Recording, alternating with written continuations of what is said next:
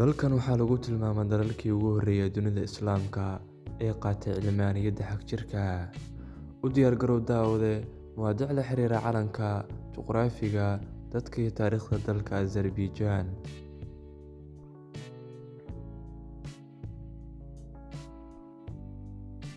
Calanka qaranka ee Jamhuuriyadda Azerbaijan waxa uu ka kooban yahay 3 xariiq oo siman. Xariijimaha sare waa buluug, dhexdana waa casaan, cidhifka hoosena waa cagaar. Midabka buluugan macnihiisu waa in dadka Azerbaijaaniga ahi ay asal ahaan ka soo jeedaan cunsurka Turkiga ee dega badi gobolka Qowqaas. Casaankuna wuxuu u taagan yahay rabitaanka dhisidda bulsho casri ah iyo horumarinta dimuqraadiyadda. Midabka cagaaran waxa uu tilmaamayaa ka mid ahaanshihii ilbaxnimada Islaamka ee 1000 sano soo jirtay. Dhexda calanka waxaa ku yaalla xidig 8 geesood ah iyo bil cad. Si cad uma cadda waxaa loola jeeday xidigtan iyo bishan, laakiin xidigtan waxaa la sheegaa inay u taagan tahay hab qoraalka ereyga Azerbaijan oo 8 xaraf ah marka la joogo luqadda Azerbaijaaniga. Bishana waxaa loo badinayaa Islaamnimada oo badi dadka dalkan dega waa Islaam. Kani waa dal dhaca mandaqada aadka u baaxadda weyn, buurahana u saaxiibka ee Qowqaas ama Transcaucasia oo ah mandaqad buuraley ah oo ku fidsan qaybo ka mid ah dalalka la deriska ee Azerbaijan. Waddanka Azerbaijan waxa uu dhanka bari xuduud kala leeyahay badda Qazwiin ama Caspian, waqooyina Ruushka, waqooyi galbeedna Georgia, galbeedna Armenia, koonfurna Iran. Waxaa kaloo waddankan xuduud aad u yar ula leeyahay dalka Turkiga. Baku waa caasimadda iyo magaalada ugu weyn Azerbaijan iyo sidoo kale magaalada ugu weyn badda Caspian iyo gebi ahaanba gobolka Qowqaas. Baku 92 feet ayay ka hooseysaa heerka badda, taasoo ka dhigaysa caasimadda ugu hooseysa joog ahaan adduunka iyo sidoo kale magaalada ugu weyn adduunka ee ku taalla meel ka hooseysa heerka badda. Dalkani wuxuu ku fadhiyaa bad ka badan 86,000 kiiloomitir oo laba jibaaran, wax yar ka hor burburkii Midowgii Sofiyeetka. Isla sanadka bishii Sebteembar 1991, qowmiyadda Armenia ee aqlabiyadda go'a Nagorno-Karabakh ee taabacsan dhulka Azerbaijan ayay Armenia xoog ku qabsatay, waxayna maamuleysay muddo ku dhow 30 sano. Kadib dagaalkii Nagorno-Karabakh ee 2020 ayaa Nagorno-Karabakh lagu soo celiyay gacanta Azerbaijan.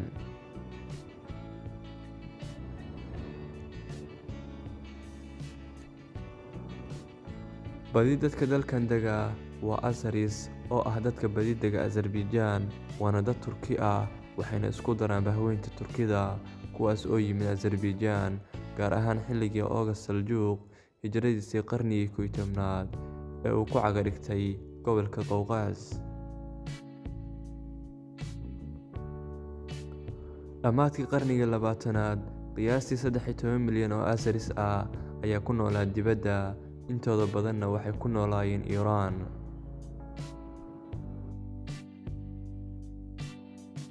Dastuurka Azerbaijan ma qeexayo diin rasmi ah oo uu leeyahay dalku, laakiin badi dadku waa Islaam, laakiin waa Shiico 85%, waxaana lagu tiriyaa Azerbaijan dalka labaad ee Shiicada ugu badan ay ku nool yihiin marka laga yimaado Iran. Waana marka la fiiriyo dhinaca celceliska ee maaha dalka labaad ay ku nool yihiin Shiicada ugu badan ee halkaa waxaa ka xigsanaya Ciraaq. Sunniga Azerbaijan waa qiyaastii 15%, waxayna dadka Azerisku u nool yihiin si isku mid ah maadaama dastuurka dalku uu fogeynayo diimaha. Luqadda Azerbaijaanigu waa mid ka mid ah bahweynta luqadaha ay ku hadlaan cunsurka Turkida ee dega badi bartamaha Aasiya, Ruushka iyo Shiinaha. Laakiin waxaa jira kala duwanaansho u dhexeeya dadka ku hadla afafka Turkida, waxaana lagu qiyaasaa dadka ku hadla afafka Turkida in ka badan 150 milyan.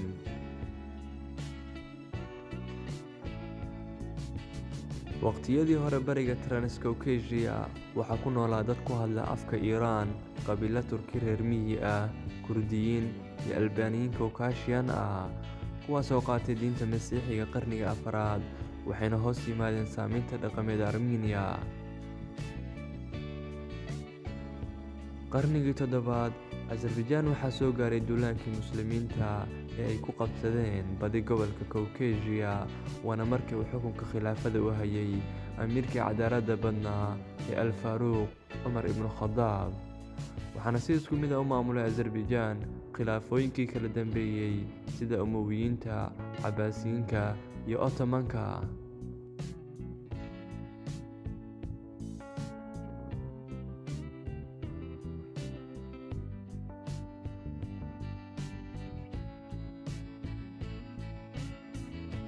qarnigii 16aad boqortooyadii Safawida Iiraan ayaa qabsatay Azerbaijan, waana marka ay badi dadka dalkan ay noqdeen Shiico.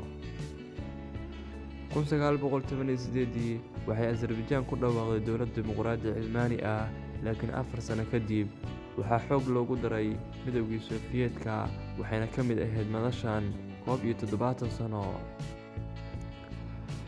Azerbaijan waxay Sofiyeetka ka hoos baxday 1991, waana marka la aasaasay Jamhuuriyadda Madaxa Bannaan ee Azerbaijan ee aynu maanta naqaano.